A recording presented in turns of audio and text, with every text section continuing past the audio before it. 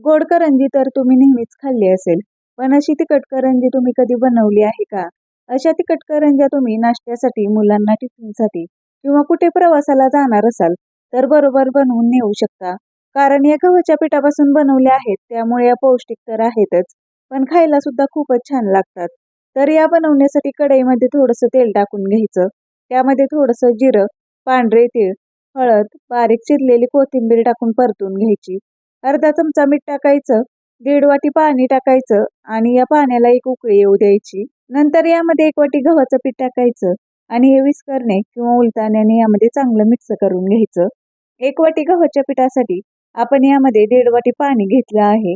हे पीठ असं एकसारखं एकत्र झालं की समजायचं हे पीठ तयार झालं आहे. आता गॅसची फ्लेम बंद करायची आणि हे पीठ थंड व्हायला ठेवायचं. मी इथे 4 बटाटे उकडून घेतले आहेत. हे बटाटे आपण खिसून घेऊया किंवा तुम्ही हे स्मॅश देखील करून घेऊ शकता. हे बटाटे खिसून घेतले की यामध्ये हळद, धने पावडर, जिरे पावडर, मीठ, तिखट मिरची पावडर, चाट मसाला टाकून घ्यायचा. नंतर यामध्ये बारीक चिरलेली कोथिंबीर टाकायची आणि हे सर्व चांगलं मिक्स करून घ्यायचं. तर असं हे करंजीच्या आतलं सारण तयार आहे. हे पीठ थंड झालं की एका ताटामध्ये काढून घ्यायचं आणि हे चांगलं मऊसूत मळायचं. हे मळताना हाताला थोडंसं तेल लावायचं आणि मग हे मळून घ्यायचं. तर असं हे पीठ मळून घेतलं की यातला एक गोळा घ्यायचा आणि आपण चपाती लाटतो तसं हे लाटून घ्यायचं. हे जास्त पातळही नाही आणि जास्त जाडही नाही, तर मीडियम साईजचं हे लाटून घ्यायचं. एखादी मीडियम साईजची वाटी घ्यायची आणि याच्या पुऱ्या तयार करून घ्यायच्या. या पुऱ्या एका ताटामध्ये काढून ठेवायच्या आणि अशाच पद्धतीने बाकीच्या सर्व पुऱ्या तयार करून घ्यायच्या. आता यातली एक पुरी घ्यायची, त्यावरती हे बनवलेलं बटाट्याचं सारण अगदी मधोमध भरून घ्यायचं आणि करंजी कशी पॅक करतो त्याप्रमाणे त्याच्या कडा अशा दाबून घ्यायच्या. पाणी वगैरे लावायची गरज पडत नाही.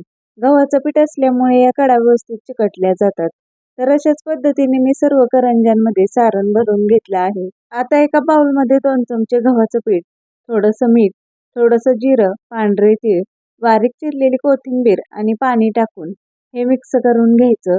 थोडीशी हळद टाकायची आणि याचं पातळ मिश्रण तयार करून घ्यायचं. या मिश्रणामध्ये आपण केलेल्या या करंज्या अशा बुडवून घ्यायच्या आणि तेलामध्ये एक एक करून सोडून घ्यायच्या, म्हणजे या छान तळल्या जातात. या तळताना गॅसची फ्लेम मीडियम ठेवून या छान क्रिस्पी होईपर्यंत तळून घ्यायच्या. या करंज्या तेलकट अजिबात होत नाहीत. समोसा, कचोरी वगैरे असे मैद्याचे पदार्थ खाण्यापेक्षा या गव्हाच्या पिठापासून बनवलेल्या करंज्या तुम्ही नक्कीच खाऊ शकता. टेस्टी तर लागतातच, पण पौष्टिक सुद्धा आहेत. तर नक्की या तुम्ही तयार करून पहा आणि जाता जाता माझ्या चॅनलला अजून तुम्ही सबस्क्राईब केलं नसेल तर सबस्क्राईब नक्की करा